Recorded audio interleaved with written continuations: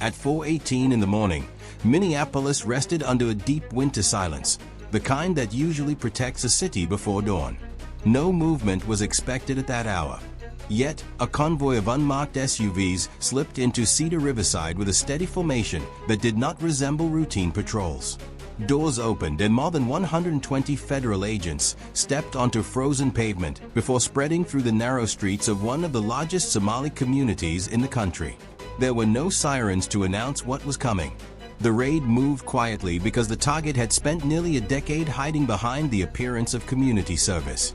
3 dark apartment towers rose above the agents as they advanced.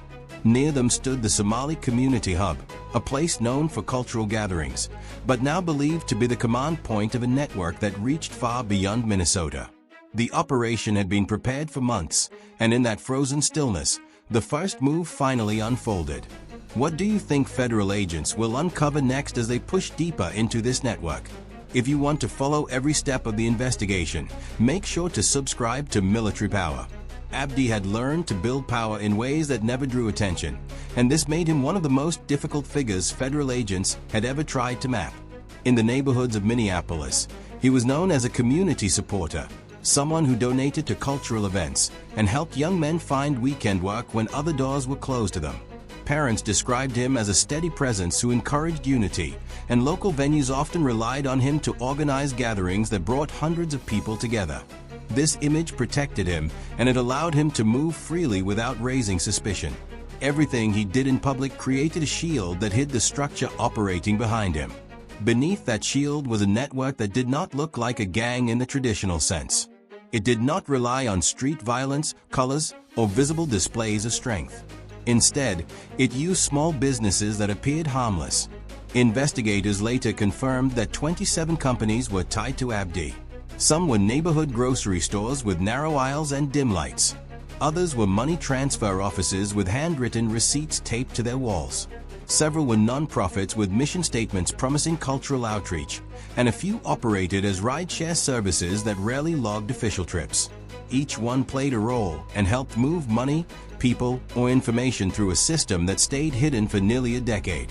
The structure was designed to blend into normal life. The grocery stores pulled in steady cash that could be mixed with proceeds from fraud. The money transfer offices allowed currency to move in small amounts that avoided banking alerts. The nonprofits gave Abdi opportunities to recruit volunteers who never knew they were working near criminal activity. Even the rideshare service served a purpose, as it allowed couriers to move across the city without raising questions. To outsiders, the system looked disconnected, but investigators learned that each location supported the one next to it. This created a chain with no single point of failure. Communication inside the group followed the same pattern. Members did not gather in large meetings, and they did not share information openly. They used encrypted messaging applications that wiped logs when a phone shut down. Couriers carried instructions on slips of paper that were burned after delivery. Money was dropped in small envelopes at shops that appeared empty during the day but stayed active at night. When agents traced the movement of these envelopes, they found routes stretching across the Midwest, reaching safe locations long before surveillance teams could intercept them. The method worked because nothing traveled in large quantities. Everything was broken into pieces that seemed insignificant on their own. The crimes hidden within this framework were far more serious than what anyone expected. Fraud was the center of the operation and involved identity theft, benefits manipulation, and financial deception that reached several states. Human smuggling was another part of the system. People were moved through bus terminals and airports using altered documents that looked genuine to untrained staff. Some were promised work and security, but ended up trapped by debts they could not repay. Narcotics moved in the opposite direction, as small shipments of pills and synthetic substances were distributed into college neighborhoods where quick cash could be made. These activities produced revenue that was carried out of the country through informal transfer systems that led to East Africa. By the time investigators found the pattern, millions of dollars had already left the United States. Abdi controlled everything from a distance. He rarely appeared at the shell companies and avoided carrying a phone registered to his name. When he traveled, he used drivers who switched vehicles at unexpected points. His leadership style kept him insulated and allowed him to deny direct involvement in any single crime. To many people, He remained the generous figure who supported their community. Yet in the background, he used that trust to expand an enterprise that operated with precision and patience. Federal analysts later agreed that the network succeeded because it grew slowly. It never expanded faster than the community around it and never made moves that looked reckless. The businesses opened one at a time. The recruits joined quietly. The money flowed in amounts that did not stand out. Only when agents placed all the fragments together did the full shape of the structure become visible. The investigation was far from over, and the next stage would begin when a single mistake exposed the weakness that Abdi never expected. The break in the investigation arrived in a way no one expected. It did not come from a dramatic raid or tense chase. It came from a small object that looked harmless when it was placed on an agent's desk.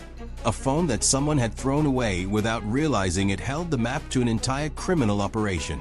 The confidential informant who delivered it said little about where it came from. All that mattered was that it belonged to one of Abdi's drivers, a man trusted enough to move in and out of the shell companies without drawing attention. Agents knew that drivers often carried pieces of information they never understood, and this made the phone worth examining. When technicians powered it on, they found nothing unusual at first. The screen showed a clean layout with no visible messages and no saved contacts. The phone looked new and seemed unused, but the team noticed a folder that could not be opened without a long sequence of commands. Once they bypassed the protections, the entire structure hidden beneath the public image of the phone was revealed. Encrypted folders stored GPS logs showing movement across 6 different states.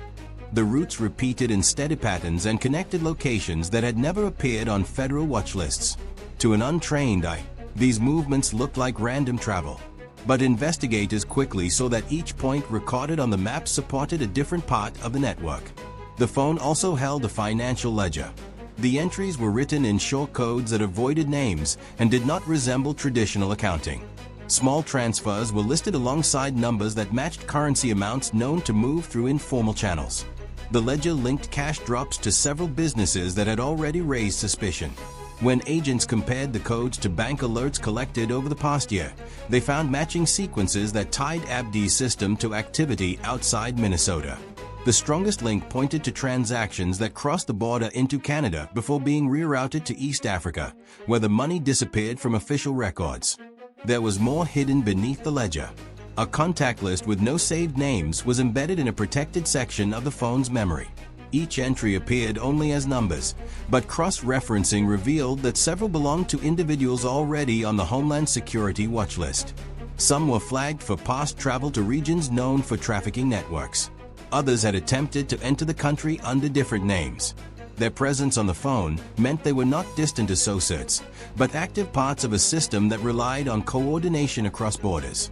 Once agents pulled all the data together, they noticed the structure they had been searching for. The routes in the GPS logs connected 14 safe houses scattered across the Midwest. These locations were not marked by signs or known for suspicious activity. Most looked like ordinary apartments in quiet neighborhoods. The financial codes linked back to 9 shell businesses. These places served as the public face of the network and provided steady streams of income that could be blended with criminal profits. 4 transport cells were identified through travel patterns. Drivers rotated across these routes to limit detection. At the top of the system were 6 individuals who appeared regularly across the data. They communicated indirectly and never appeared in the same location. Yet the pattern showed that they formed the leadership tier. The phone had never been meant to survive. It was only a tool used by someone who believed they would never be noticed. The fact that it ended up in the hands of investigators became the turning point that the case needed. A device that looked small enough to ignore became the key that exposed a hidden structure built with patience and calculation. The discovery pushed the investigation into its next phase and prepared federal agencies for the coordinated action that would follow next. The decision to launch operation was made only after investigators were certain they had uncovered enough of the network to justify a coordinated strike. Early in 2025, senior officials agreed that waiting any longer would risk the loss of evidence. The data recovered from the discarded phone showed how quickly information could disappear if the group sensed danger. This pushed federal leadership to approve a multi-state action that required precision, secrecy, and absolute control over the timing. Once the order was issued, preparations moved forward without hesitation. Teams reviewed floor plans, studied communication patterns, and rehearsed movements that had to occur at the exact same moment across several cities. The operation involved 620 federal agents who were assigned to 4 primary locations. Minneapolis was the center of the action because it held the Somali community hub and several shell businesses linked to the leadership day. St. Paul contained safe houses that received frequent travel from couriers. Mano and Rochester were chosen because they were part of the transport routes identified in the GPS logs. Each city required its own command structure, and each commander followed a schedule that left no room for error. If one team acted too early, it could warn the others. If one team acted too late, it could allow suspects to destroy evidence. The success of the operation depended on complete synchronization. The first phase began before dawn when drones took flight above the Somali hub. These aircraft carried thermal sensors that detected body heat inside the building. Agents watched the screen as shapes moved across the lower floors. The presence of multiple individuals confirmed that the location was active. Surveillance teams in other cities sent similar confirmations from houses and businesses tied to the network. With all targets accounted for, the command units issued the signal to mobilize. Breaching teams approached their entry points in silence. In Minneapolis, agents moved toward the main entrance of the community hub, while another team approached a service door at the rear of the building. The goal was to gain control of every access point before anyone inside could react. St. Paul teams lined up outside safe houses located in quiet neighborhoods where most residents were still asleep. In Mano and Rochester, officers spread out across parking lots and alleys near the shell businesses. Every movement was carried out with slow discipline to avoid alerting lookouts.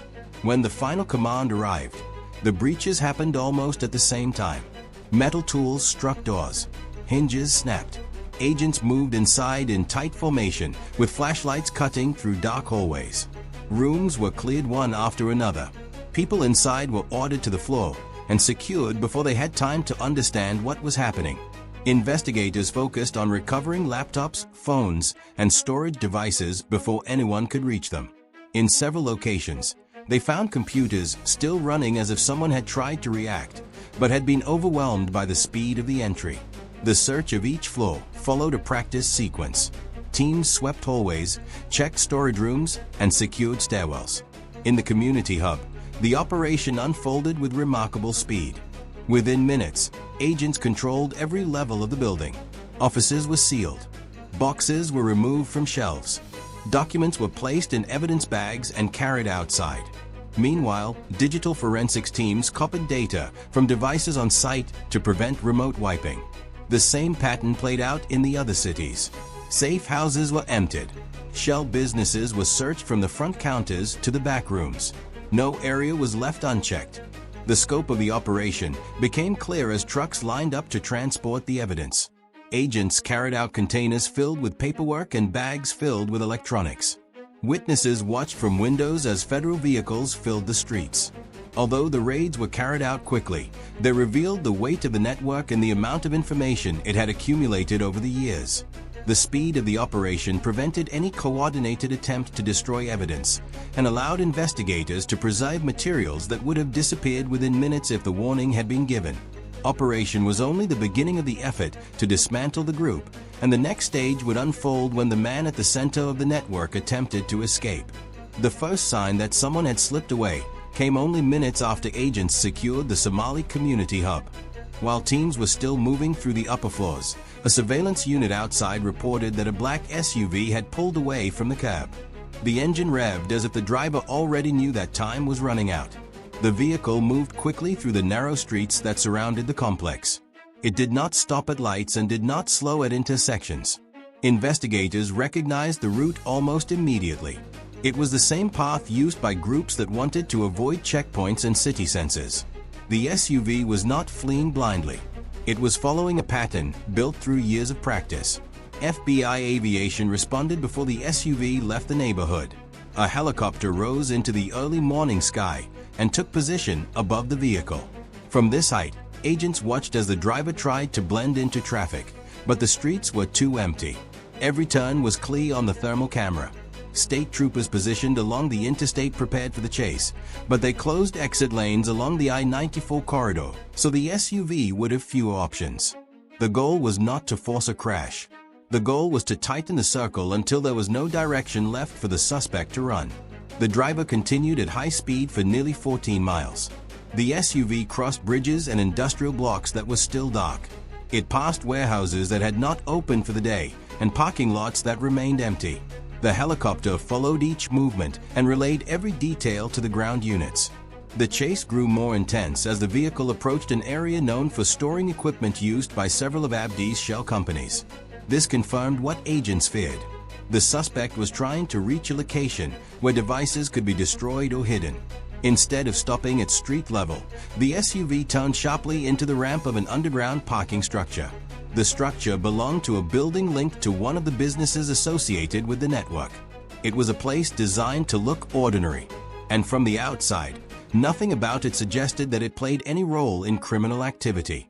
The troopers reached the entrance seconds after the vehicle disappeared inside. They moved in with caution because underground spaces carried risks. Sound echoed off the concrete walls and made it easy for someone to set an ambush. Agents adjusted their positions and prepared for a close contact confrontation. Inside the garage, they found the SUV parked at an angle as if the driver had stopped. Suddenly, the doors were open. Abdi and two associates were inside the structure with electronic devices scattered across the ground. A laptop lay on the floor with cracks across its screen. Two phones had been smashed against the concrete. Abdi held another device and was attempting to damage it before the agents reached him. The agents ordered everyone to the ground and moved in quickly. The suspects were secured without further struggle. With the space controlled, investigators began collecting the items that had been thrown across the floor. 3 phones were identified as encrypted units. A USB drive was found near the rear wheel of the SUV. When technicians examined it later, they discovered that it held communication logs showing how messages were passed between members of the leadership tier. A handwritten ledger was found inside a compartment under the driver's seat. The pages listed codes and roles that matched information recovered earlier in the investigation. Together, these items provided a clear picture of how the group operated and how authority flowed through the network. The capture of Abdi closed the escape route he had relied on for years and opened the door to the next phase of the investigation, where the search of the shell companies would reveal evidence that went far beyond financial crimes. The search that followed Abdi's arrest uncovered a world that had been hidden behind the calm appearance of ordinary businesses. When agents entered the first warehouse, they stepped into a space filled with objects that looked harmless from a distance, but revealed a pattern once they were studied closely. Boxes were stacked along the walls, and each box contained documents that did not match any legitimate purpose. Investigators opened envelopes filled with identification cards that displayed different names but used the same photographs. Some cards were printed on high-quality plastic. Others were rough copies meant to be used only once. These items showed how easily members of the group could move across cities without creating a trail. On another table, agents lined up dozens of phones. Many were prepaid devices purchased with cash. The screens were cracked and the batteries removed. A few still held messages that had not been deleted. Some of the devices matched numbers found in the discarded phone that started the case. They represented the communication chain that allowed the network to operate without exposing its leadership. Each phone carried part of a conversation that had been broken into pieces to avoid detection. When technicians pieced those fragments together, they reconstructed travel patterns and financial activity that reached into several states. Evidence of smuggling appeared in the next section of the warehouse. Investigators found folders containing altered travel documents. These included boarding passes for flights that no one had taken and bus tickets marked with false times. Some documents carried the names of people who were believed to be victims rather than participants. The agents realized that many individuals had been moved through transportation hubs without knowing they were part of a criminal operation. Several recalled stories from the interviews conducted earlier. People had been promised work or a chance to relocate, but had instead been pushed through a system designed to keep them vulnerable. Cash was found in metal containers hidden behind panels in the walls. The bills were wrapped with bands printed in foreign languages. This suggested that the money had been prepared for movement out of the country. Next to the containers, agents found 2 handguns and a rifle. The weapons were stored with care and did not appear to have been used recently. Their presence showed that the group relied more on deception and concealment than on force. It was a reminder that not all criminal networks resemble the violent gangs seen in other parts of the country. Some survive by staying invisible. The most important discovery came from a small office on the 2nd floor. A laptop had been left on a desk next to a thin binder. Inside the binder was a file labeled Phase Expansion 2025. The pages outlined a plan to move the group's operations into Chicago, Columbus, and Milwaukee. The document listed potential shell businesses, projected revenue, and methods for establishing new safe houses. It also described how the organization intended to recruit new members through cultural events in those cities. This showed that the group had no intention of slowing down. It was planning to grow. When prosecutors reviewed the collected evidence, they described the network as a decentralized intelligence structure. It did not rely on large gatherings or direct orders. Instead, it operated through layers of communication that shielded the leadership. This type of system made investigations difficult because each part looked harmless until placed against the full picture. The use of small businesses and community connections allowed the group to blend into everyday life. Many of their actions appeared normal until the pattern emerged. The discoveries changed the direction of the case and prepared investigators for the final stage in which they would examine how such a network managed to hide inside legitimate environments for so long. The investigation revealed how modern criminal networks can hide in places that appear completely ordinary. They do not rely on open violence to survive. Instead, they use small businesses, community spaces, and quiet digital channels to protect their leaders and move money, people, and information without attracting attention. The case showed how a decentralized structure can delay detection for years, and how encrypted communication can give these groups space to expand while federal agencies search for clues. The dismantling of this network proved that patient investigation can expose even the most carefully built systems. Yet, it also raised questions about how many similar operations might still be active across the country. If you want to follow more stories like this, make sure to subscribe to Military Power and tell us what you think. How many networks like this do you believe are operating quietly inside American cities today?